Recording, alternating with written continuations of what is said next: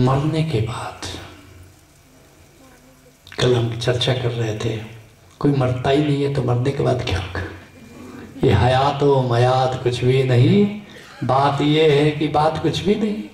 आदमी पैरहन बदलता है, ये इंसान की जात कुछ भी नहीं। बस इस शरीर को छोड़कर दूसरा शरीर धारण कर लेते हो, फिर बच्चा बन करके आ जाते हो। और अब तो किसी को जानना हो अपने पूर्व जन्म को, आगे के जन्म भी बता सकता हूँ, ऐसा नहीं, लेकिन माँ प्रिया ने ब्रेक लगा दिया है कि स्वामी जी आगे का मत बताइए, नहीं तो मैंने सोचा था कि महाजीवन प्रज्ञा में एक सेशन रखेंगे, आगे कब जन्म हो रहा है तुम्हारा, कहाँ हो रहा है और आगे का जीवन कैसा बीतने वाला है, ये भी दिखा सकते हैं।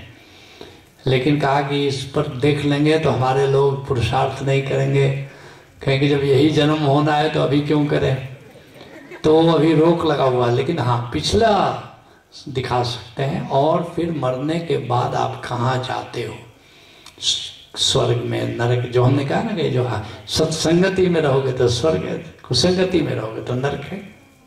कहाँ जाते हो, कहाँ तुम्हारा इस मदर क्राफ्ट है, ये सब चीज़ देख लोगे।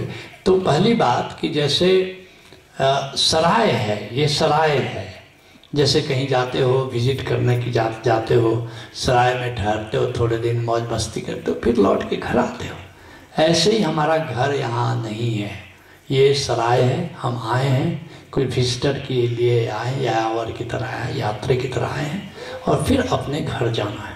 बुल्ले शाह ने तो गजब कर दिया। बुल्ले शाह सूफी शायर है, फकीर है, कहते हैं एथे ओथे दो ही सराय। अरे यहाँ तो सराय है ही, वो भी सराय है।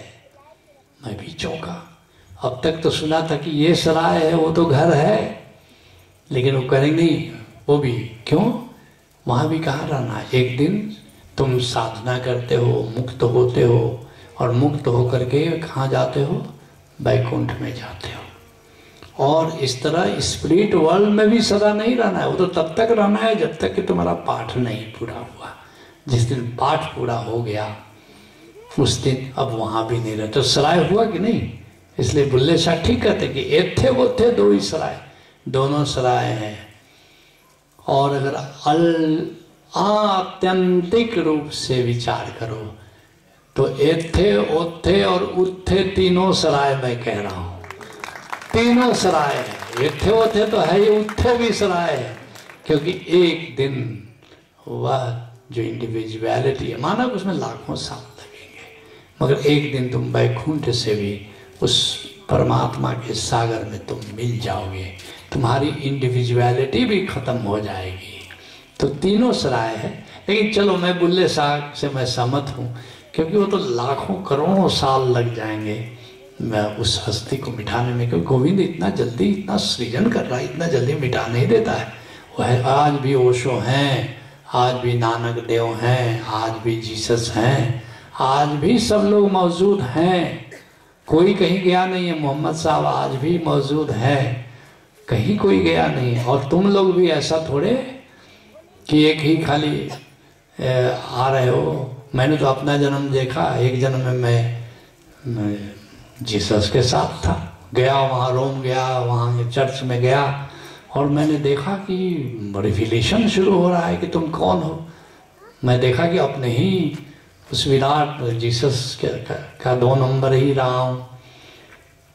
सिख ट्रेडिशन में अपने को देखा कि वहाँ भी 2 नंबर पर हूँ।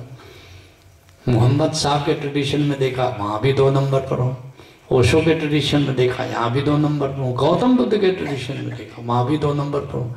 इसलिए मजाक में कभी कभी कहता हूँ मैं कि मैं जन्मों का 2 नंबर ही हूँ, तुम मुकाबला नहीं कर सकते। तुम इस जन्म में 2 नंबर ही हो सकते हो, मैं तो जन्मों का 2 नंबर ही हूँ, यही मुझे रोल ही मिलता आया है। तो निश्चित रूप से आत्यंतिक अर्थ में शरीर तो मरेगा, लेकिन जो रूह है वो रूह नहीं मरती है। हाँ, रूप बदल लेती है, रूप बदल लेती है। और निश्चित रूप से आना जाना, कभी कभी पाठ सीखने के लिए भी लोग आते हैं जो शिव लोक से, लेकिन वैकुंठ से जो आ रहे हैं वो सीखने के लिए नहीं आ रहे हैं, वो रास रचाने के लिए आते हैं, मजा करने के लिए आते हैं। जैसे मैंने घोषणा कर दी है कि अगली बार 2121 ईस्वी में आऊँगा, और तुम सबों की मौज हो तो साथ आ सकते हो। कितने लोग आना चाहेंगे दोबारा?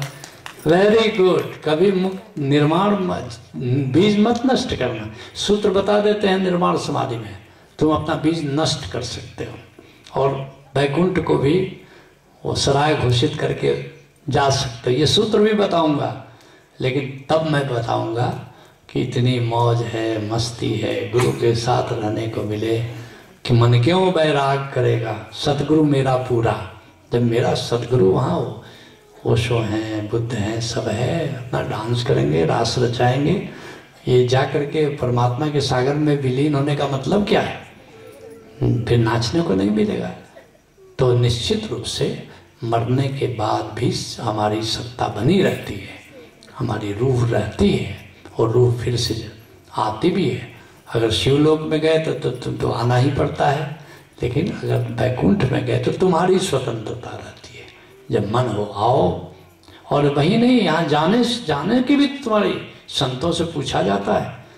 संत को लेने संत लोग से आते हैं और पूछ की इजाज़त लेते हैं कि चलना है। अगर तुम कह दो कि नहीं अभी इरादा नहीं, बोला ठीक है, ये नहीं पूछेंगे कि तुम बताइए कब आए, इतनी हिम्मत नहीं है वहाँ। फिर आएंगे कभी 2, 4, 10 साल बाद, अब क्या इरादा है? फिर संत कहता हाँ चलो एनफ इज एनफ, अब चलते हैं। लेकिन जिसका स्पिरिट वर्ल्ड से आना जाना है, एक दिन हमें आ जाएगा, कहेगा बढ़िया बिस्तर गोल करो, चलो। पुलिस आती है लेने के लिए।